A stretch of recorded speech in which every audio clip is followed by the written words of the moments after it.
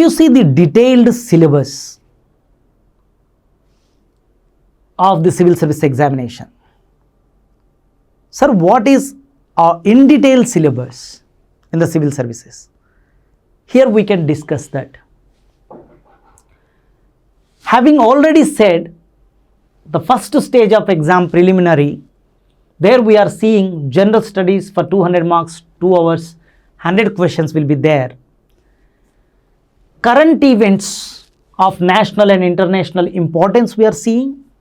History of India and Indian national movement. Indian and world geography. So what is there in the geographical, the diversity in India and also in the world. The physical, social, economic geography of India and the world. And also in Indian polity and governance, we can see the constitution, political system. Constitution means fundamental rights, directive principles of state policies, fundamental duties, and also the political system, what is the federal system, what is center-state relations, and what is the Panchayat Raj system, what is the public policy of the government, and also the right issues, etc. we can discuss here in the Indian polity. In addition to this, economic and social development. Here we can see sustainable development. Sir, what is sustainable? There are many resources are there. The resources are utilizing for our present purpose, and also we have to keep for the future generations. That is called sustainable. Just because we are having the coal reserves, you cannot explore all coal reserves for this generation only. Whatever required, how much you require, that only you have to exploit, and you keep other reserves for the future requirement. That is called sustainable development. And also poverty, inclusion, and also demographics, the humans, and the demographic dividend, the working population from the age group 15 to 59 years who can work, about them. Social sector initiatives, what are the initiatives we are coming up with the development of social development, etc. Similarly, here general issues on environmental matters like ecology, biodiversity, and climatic change that do not require any specialization in any of the subjects of general science. Now see, in the detailed notification, it is not said by only me, because it is the official notification of the Union Public Service Commission. They told that no need of specialization.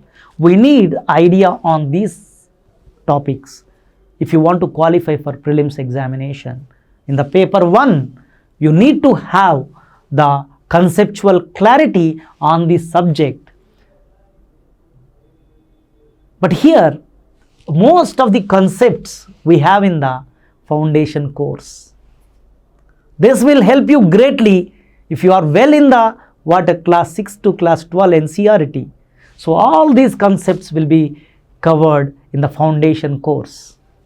Paper 2, CSAT for 200 marks, 2 hours time, 80 questions. We know the English paragraph comprehension, interpersonal skills, and communication skills, logical reasoning, and analytical ability, decision making, and problem solving. Sir, what is decision making here? See, an incident will be given and what decision you make based on the incident. And general mental ability, the mathematics related, basic numeracy, numbers questions can be given. So 10th class level only. So these all have the basic concepts only, which are covering from class 6th to here 10th class only is telling, but we are covering for 12th class. Here, in addition to that data interpretation, some charts, graphs, tables will be given, data sufficiency, whether given with the given data you can answer the question or not. And English language comprehension skills, class 10th level again. See, in the prelims almost you are seeing 10th level only. That is why the foundation course helps you. Questions relating to English language comprehension skills of class 10th level. So that will be covered under what you can say paper 2. So this is what you can understand in the stage 1 of the examination, the General Studies paper 1 and General Studies paper 2.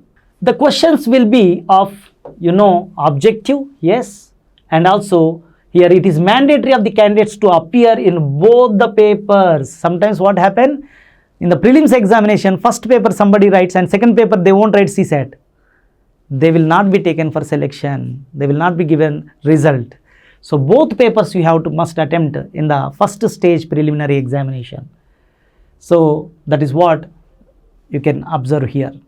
The second important stage of the civil services examination is the part B, main examination. This is the actual test for civil services. Why? The first stage is only qualifying, only filtering. But in the second stage, the real examination, you can observe here. The main examination is intended to assess the overall intellectual traits and the depth of understanding of candidates rather than merely the range of their information and memory. So what UPSC is telling about main examination, very interesting, right? The UPSC who is conducting this exam telling that, Mr. Candidate, we are checking your intellectual traits only. What is your ideas? What is your analysis? How you are seeing the issues? How to solve the problem? These intellectual traits we are checking in you. We are not checking your in-depth of understanding rather than merely what range of their, I repeat, we are checking here intellectual traits, the ideas, the decision making, the analysis of the candidate, and the depth of understanding of candidate. How much, if you read something, how deeply you understand, that we are checking. But we are not checking what? Your range of information and memory. This means some students may read 1,000 books or 100 books. Is the UPSC or government going to give IAS because you completed 100 books? No, based on the books, based on the so much of memory you have, the IAS will not be given. The IAS, the UPSC selects the candidates based on their intellectual traits and deep understanding on the subject and how to give the decision making. Good leaders they want. They don't want what? Your memory and your number of books you read. That's what you can understand here in the main examination. So he clearly told, my intention is what? How depth of understanding you are having on the subject. How can you solve the day-to-day problems when you go to the public? So this is what you can understand about the main examination intention. The syllabus of the civil services main examination are given. So in the next slide, the qualifying papers on Indian languages and English. There are two papers as we said in the introduction. The aim of the paper is to test the candidate's ability to read and understand serious and discursive prose and express his ideas clearly, correctly in English and in Indian language concerned.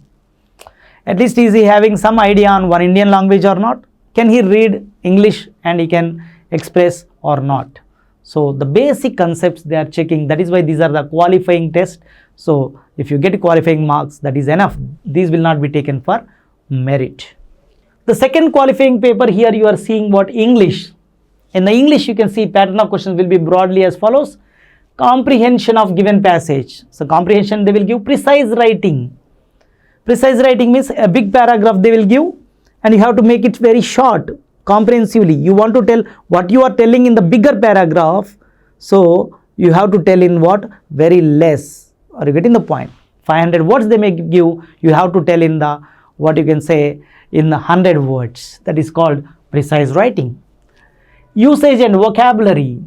So how you are using the words, different kind of words, synonyms, antonyms you can observe. And also short essay, some essay they will give, you have to write. They may give in the English, you have to translate to your Indian language, or some Indian language they will give in Telugu, you have to translate to English. Like that also questions can be given. This is what the qualifying exams. So no worry here, if you get the qualifying marks, that is enough. Indian languages. In this you have seen the note 1. The papers on Indian languages and English will be of matriculation or equivalent standard. So 10th class level only they are giving this. The candidates will have to answer the English and Indian language papers in English and the respective Indian languages except where translation is involved. So if English exam, you have to utilize wherever the translation required, there you can use your language, but otherwise whatever the rules they are giving, as per the rules in that exam you need to follow. Now in the main examination, the first ever paper in detail syllabus, that is general essay. The UPSC in the notification only telling that how to write a essay. It is very interesting to know for everyone how we can write an essay. Let us see what UPSC is expecting from the candidate.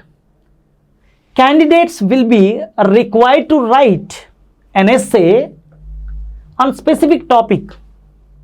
They will be given one topic, for example unemployment, for example poverty, maybe related to war or terrorism or Naxalism, or maybe on demographic dividend. So the anything issue they can take and ask as the general essay. The local governments on Panchayat Raj or women empowerment, any topic they can take. So what UPSC expecting here, the choice of subjects will be given. They will be expected to keep closely to the subject of the essay, arrange their ideas in orderly fashion, and to write concisely. Credit will be given for effective and exact expression. So the UPSC versus candidate. There are many candidates to whom I will select. Who is my selecting candidates? He or he or he. To whom I select. For example, this person I select means you have to maintain all this in your general essay to get the good marks. What it is expecting in essay. And the candidates need to be closely to the subject. For example, question given on poverty or unemployment or women empowerment. For example, they asked the question on poverty. Why poverty is there? The questions are on that only. Answer, you are writing essay. What are the problems with the poverty? And what are the reasons for the poverty? Is there, the government took any initiatives, any programs to eradicate the poverty? You know that at Indira Gandhi time we heard the Garibi Hatao, the poverty must be removed. The many kind of programs the government of India came up with time to time to reduce the poverty. So what are those initiatives? And decade wise how poverty is reduced, how increased the social standards. All those things you have to talk about the poverty, but you should not talk about the other subject, other issues. You must be close for the poverty subject. You should not go for women empowerment, you should not go for other topics. You must be close to that topic. And also you have to arrange the logical arrangement. What your paragraph you are writing, it must be linked and give some the information related to it. And also here write concisely. Don't write pages together pages. If you able to tell the one page information in half page, tell in the half page. That is what concisely, very clearly. The importance will be given for effective and exact expression. The candidate will be given good marks out of 250. Some people got around 150, 160 good score because they are following all these things. That is how you can write the general essay. Paper 2, the general studies, you can observe. Here in the paper 2, the questions are on Indian heritage and culture, and also on history and geography of the world and society. In the Indian culture, they will cover the aspects of art forms. What kind of art is there? Bharatanatyam, Kuchipudi, many kind of arts are there in India, and the literatures are there, languages, literatures, and also architecture from ancient to modern times. There are what Vimana kind of architecture, the temples which you are seeing, and the mosques you are seeing, you are seeing, the different kind of structures, sculptures, the temples. So all those things you can see in the Indian culture that comes under paper 2. And also modern Indian history from about the middle of the 18th century until the present, significant events and personalities and issues. What is this modern Indian history? In the Gandhian phase, you can observe, so from the time of what many personalities in the Indian national movement, there are many kind of programs we have brought, non-cooperation, Swadeshi movement, like that many movements, many personalities involved, the Balagangadhar Tilak, Subhash Chandra Bose, Arabinda Ghosh, like that many moderates, many extremists, like what you can say, the Bhagat Singh. So there are many personalities are there. So about them we study in the modern Indian history till we get the independence. The freedom struggle, it's a various stages and important contributions you can see from different parts of the country in each part, and how they contributed for what for the national movement that we see in the paper 2. In addition to that, the post-independence consolidation and reorganization within the country.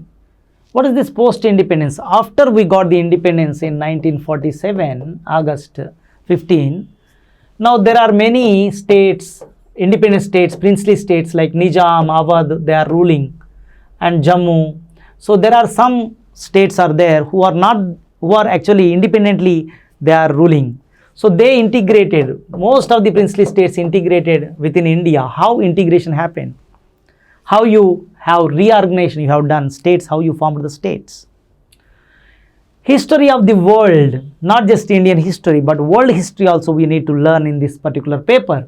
Will include events of the 18th century, what happened in 18th century, such as Industrial Revolution, World Wars, World War I and II, very famous. Redrawing of national boundaries, how the boundaries were changed. Colonization, decolonization, some countries what made other countries as colonies. For example, India is a colony of what? The Britain. The many countries, the many parts of the geographical parts became the colonies of the Britain. And capitalism, socialism, so their forms and effects on society, how they affected the society, we'll learn in the history of the world. The salient features of Indian society, the diversity of India, how society was there. From decades wise, what are the changes we can see in the society. The role of women and women's organizations. There are many women organizations are there. So population and associated issues, poverty, developmental issues, urbanization, so how cities are developing. So village is slightly converting in town, then towns are expanding as cities. That we can see what are the problems. So if the more and more urbanization is happening, and their remedies, how to solve the problems in urban area. Effects of globalization. Now so earlier, so the villages are actually very close, and the city and the country India, so they want to do their own affairs only. That is what indigenously we are doing. But when globalization started after 1991, LPG reforms, liberalization, privatization, globalization, so every country became the open for the world. So that is called globalization. You are comparing with other countries, how to develop and how to export and import. So we also became a family in the world. So we have the connection with the other countries. That is the reason why the G20 summits, G7, so there are many BRICS summit, so Earth summit, so many for that, United Nations organization, UNO, so grouping the countries together and solving the problems of the world. social empowerment and communalism, regionalism, secularism. So what kind of communalism and why the regionalism, and so what is the concept of secularism. So all these concepts we can have in this particular paper. And also it is having salient features of the world's physical geography.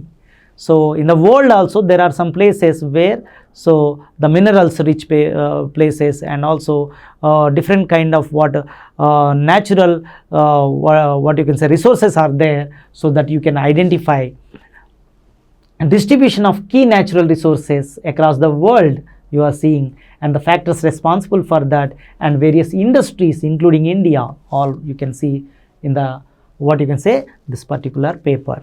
The important geographical phenomenon here, in our country we can see sometimes earthquakes, tsunamis, volcanoes, and also cyclones. There are many kind of cyclones. We are giving name Hudhud cyclone. So there are many names we are giving. So those are geographical features and their location and critical geographical conditions. Why? Because when cyclone comes, there may be sometimes big cyclones come and everything will be destroyed. So people life will be disturbed and the animals will die. So flooding happens. So mostly in coastal areas we can see. So how to stop them? And if earthquake come also, there is so much of destruction for the human life also, and also the property also affected. So all those things, how to control them. So we'll see. Features including water bodies and ice caps, and also flora and fauna. What about the different kinds of plants, animals, and how to preserve them and rescue them, effects of such changes.